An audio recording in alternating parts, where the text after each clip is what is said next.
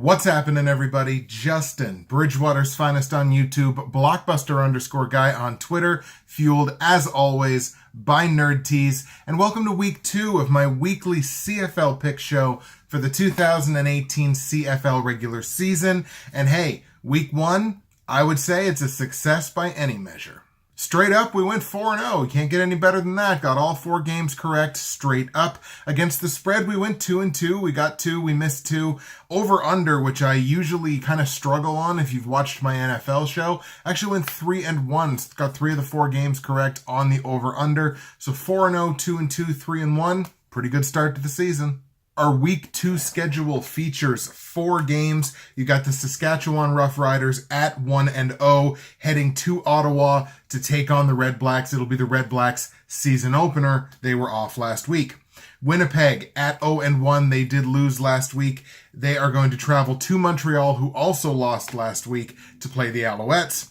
Hamilton at 0-1 now have to hit the road and travel to Edmonton to take on the 1-0, probably West Division leading, I would say, Edmonton Eskimos. And then you have the Grey Cup rematch. Calgary traveling to Toronto to take on the Argonauts. Calgary 1-0, Toronto 0-1. The rematch of the Grey Cup from last season. That's a game that every CFL fan circles on their calendar, just like a Super Bowl rematch. And we get it in week 2. So Ottawa, Toronto, Hamilton, and Montreal are all vying to be the first East Division team to win a game this season. They went 0-3 last week, and I kind of mentioned the East Division, comparatively speaking, is weaker than the West, but all 3 of the East teams lost last week. Let's see which one gets off the schneid first. Let's start in Ottawa. Roughriders, REDBLACKS. Saskatchewan going to come into this game coming off of their 27-19 victory over Toronto last week. I spoke heavily about Saskatchewan's defense in the week 1 video, how I thought Saskatchewan was going to be an incredible defensive team this season. They certainly came to play week 1 against Toronto, only giving up 19 points. And on the defensive side, they got it done in all 3 phases. They got it done on the line, they got it done with the linebackers, and they got it done in the secondary. On the line, Charleston Hughes, I mentioned him in the week 1 video specifically. He had 3 sacks on Toronto's quarterbacks. He also had a recovery of an Argonauts fumble, so he definitely got it done there. In the linebacker core, Derek Moncrief, 8 defensive tackles, nothing on special teams, but 8 defensive tackles in that game, really plugging up the run game, what little run game Toronto actually put out, really plugging up the middle. And in the secondary, defensive back Nick Marshall, he had a pick 6 in that football game. The defense putting points on the board for Saskatchewan. Roughriders quarterback Zach Caleros had himself a pretty good game in week 1 as well. 18 of 25 passing, that's 72%. Only had 203 yards, which is a pretty small number, but he did have a passing touchdown, and he did hit 9 different receivers in the pass game. So he did a great job of spreading the ball out among his receivers and his backs. Jerome Messam, who we mentioned, another person like Charleston Hughes who came over from the Calgary Stampeders, he had 21 carries for 72 yards. And as we kind of talked about last week, interesting to see how Saskatchewan would be changing up their offense, changing up their offensive game plan, trying to integrate more running into the offense. They certainly did that in week 1. You had a pretty even split. You had 25 passes, you had 27 rushes. So you actually had a couple more rushes than you did pass attempts. And now they're going to come into Ottawa. Again, REDBLACKS making their season debut. The REDBLACKS had the best offense and the best defense in the East Division last season in terms of points scored versus points allowed. They had the best record, and this is notable, they had the best record in the East Division against the West Division. Granted, that record was only 3-6-1, but it was the best record of any East Division team against the West. REDBLACKS also had the most passing touchdowns in the CFL last season at 34. Big part of that, wide receiver Greg Ellingson, had the most receiving touchdowns in the CFL. Ottawa are 2.5 point favorites coming into this game at home. Total in the game is set at 51. So this is the second straight week that Saskatchewan is going to come into a game as the underdog. They were the underdog last week. They beat Toronto by 8 points. They're the underdog again this week. Saskatchewan, I guess if you want to look at it this way, is they're going to come in as the more tired team because they've actually played a game. But, I mean, that could go either way, really. It's like, yeah, they've gotten their game action in. They are sort of settled into things now, and now they can start approaching the grind of the season, whereas Ottawa's going to be like, it's our first game of the season. Like, it's at home. We're jacked up. The Roughriders are very quickly becoming the Rodney Dangerfield of the CFL. They can't get no respect. No respect at all. You don't really have a choice about this in week 1, but you do have a choice about it in week 2. You have one team that's played a game and displayed that they played well from top to bottom, and the other team hasn't played a game yet. So you don't know what we're going to get. I realize they've got a good offense. They're going to be able to throw. They're going to be able to get their points, but Saskatchewan played such a complete top to bottom defensive game. I'm going to go with the Roughriders in this game to win the game straight up. Therefore, I love Saskatchewan plus 2.5. On the line. Total in the game is 51. I think it stays under. You got two teams with really good defenses. They're both predicated on defense first. So we're going to stay under 51 points.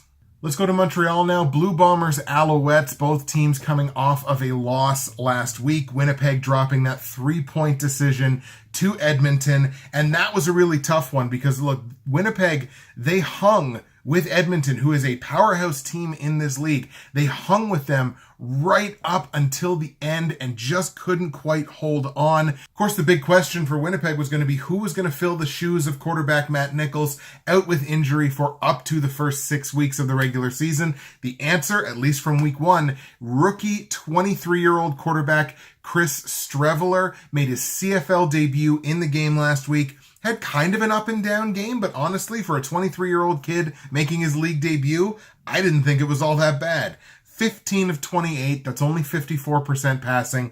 That's not the greatest, but again, rookie making his CFL debut.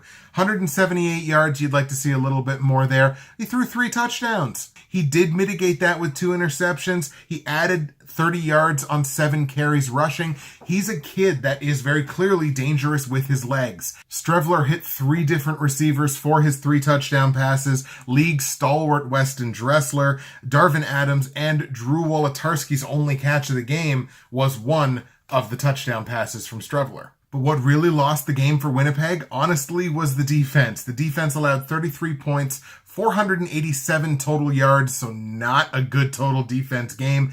They also gave up 45 first downs. Certainly didn't help that Winnipeg as a team had the worst time of possession from week 1. Their defense was on the field for about 35 minutes, and that's just too much. You just got to do a little bit better by like 2-3 more minutes. Like, you don't even have to win time of possession. So many people say time of possession is an overrated stat. You don't have to win time of possession, but it's just got to be kind of competitive. The Alouettes, of course, coming off that 22-10 loss to the BC Lions in week 1. Pretty close game. Montreal had 2 leads in this football game from the first quarter.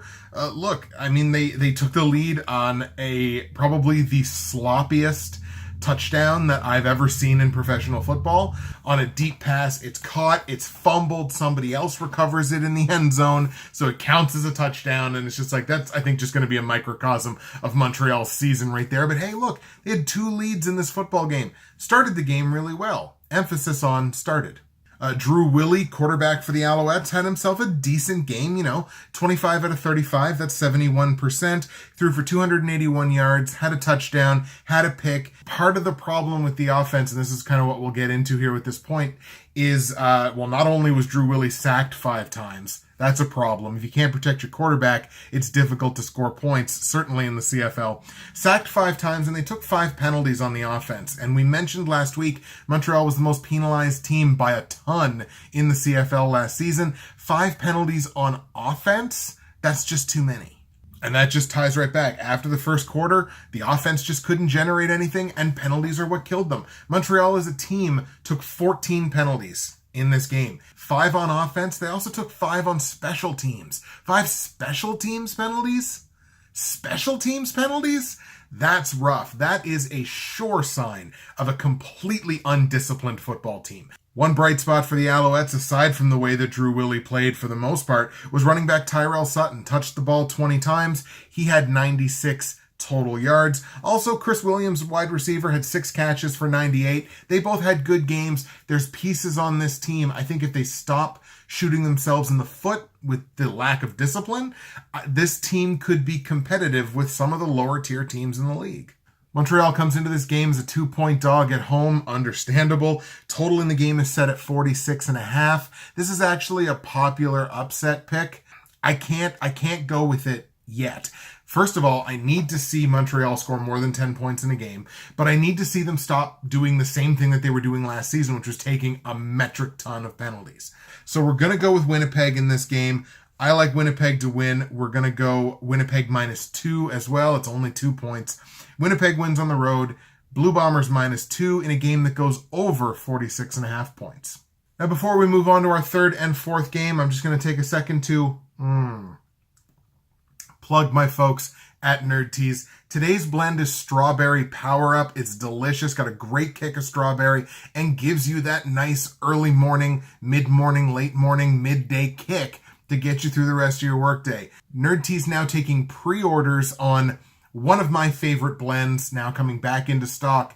It's root beer. If you like root beer, if you got a sweet tooth, this is the blend for you. It is delicious. Nerdteas.ca. Make sure you use promo code BWFinest. It's going to save you 15% at checkout. Free shipping in Canada on any orders over $50. If you're in the States, you get a very generous bounce on the American dollar. All the prices are in Canadian. Find yourself something to love. Find someone you love something to love at nerdteas.ca. Promo code BWFinest. Third game on the docket, we've got Johnny Manziel's Hamilton Tiger Cats. He'll get to sit on the bench on the road this week. He goes to Edmonton. They go to Edmonton to face the aforementioned Eskimos. Ticats coming off that 28-14 loss against Calgary, and this was another instance where, look, they had a lead in this game. They were sticking pretty comfortably with one of the elite teams in the CFL. Quarterback Jeremiah Masoli, despite the fact that Chris Carter desperately wants him to be benched for Johnny Manziel, Masoli actually had not a bad game. He went 25-36. It's just under 70%. That's really not that bad. 344 yards, that's great.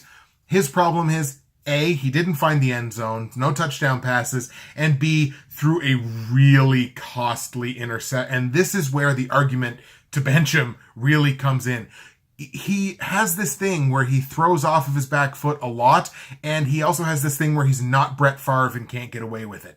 And what made it all the worse is, like, they were only down by 6. It was late in the fourth quarter. This is the drive that could have tied the game, given them the lead. Like, that's what made it so much worse, was that it was at the most critical juncture of the game, and he had a terrible gaffe. Also, I have a question. Are the Ticats scared to run the football?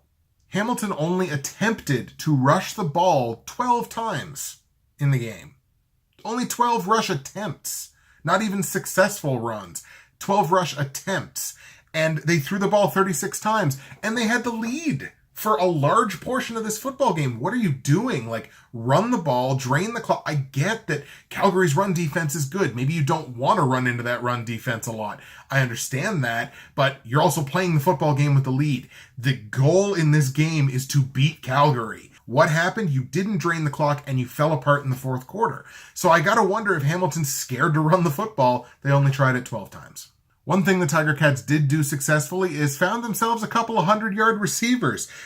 We had Mike Jones, 5 catches for 120, and Jalen Saunders, 7 catches for 118. Both excellent games.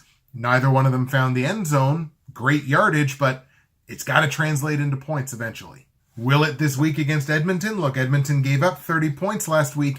It's a possibility.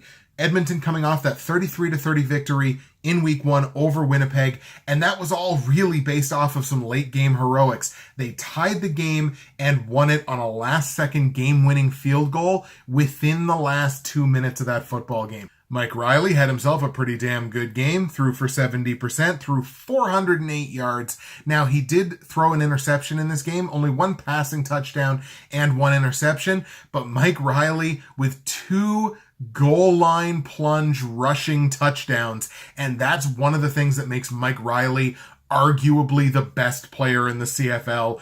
Eskimos wide receiver Darrell Walker had himself an excellent season last season, picking up right where he left off. 8 catches, 176 yards, and it included a 101-yard bomb touchdown reception, which, yes, you can do in the CFL because the field is 110 yards long. The ball's in the air for at least 60 yards, 60 to 70 yards. Mike Riley just geared back and bombed this thing. And it was early in the game, too, and it really took the crowd out of that game early. Eskimos running back CJ Gable, the kind of player that you really want to feed the ball to, get him as many touches as possible, that real Swiss Army knife type player, actually had a pretty quiet game. Touched the ball 14 times. That's great. Only generated it into 43 yards. So Gable will certainly be looking for a better game, but if the Eskimos offense keeps ticking like this, it's going to be a long season for everybody else.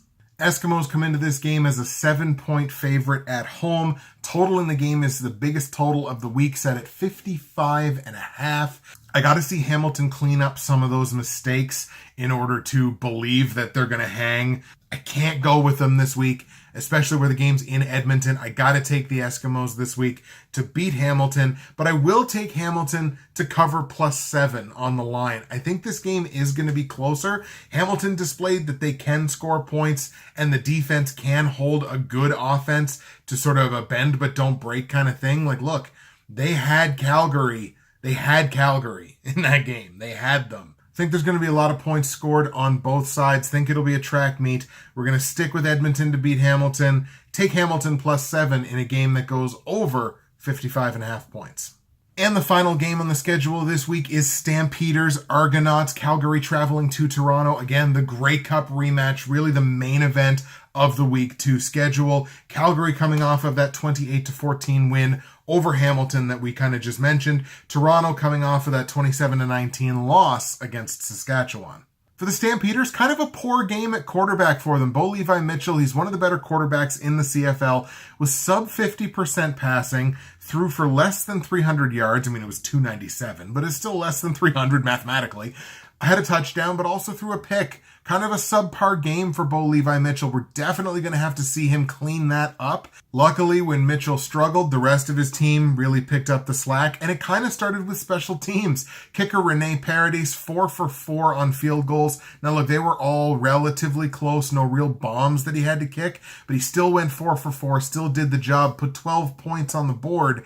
Don Jackson, Stampeders running back. Remember how we mentioned in the video last week, this is like the first time Calgary's coming into a season without like an established all-star running back. It's kind of something by committee. Don Jackson made an excellent pitch to be the starter moving forward. 12 carries, but he generated that into 87 yards and found the end zone. The Stampeders also had 3 receivers who tallied over 60 yards in week 1. That was Kamar Jordan, Markin Michelle, and Reg Beggleton. But how about that Juwan Brescacin catch, though?